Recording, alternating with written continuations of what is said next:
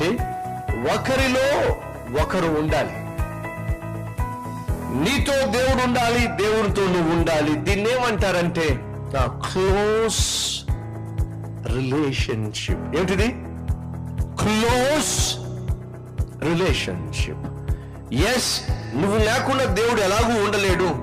అదే సమయంలో దేవుడు లేకుండా నువ్వు కూడా ఉండలేనటువంటి స్థితి.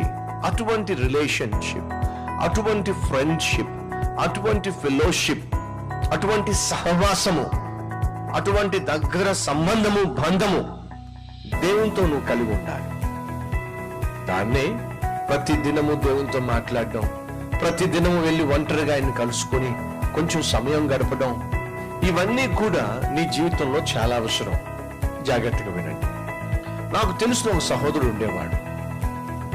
నేను సేవ చేస్తున్న గ్రామాలకు వెళ్ళి సేవ చేస్తున్న రోజుల్లో అనేక సందర్భాల్లో నాతో పాటు కూడా సేవకు వచ్చేవాడు.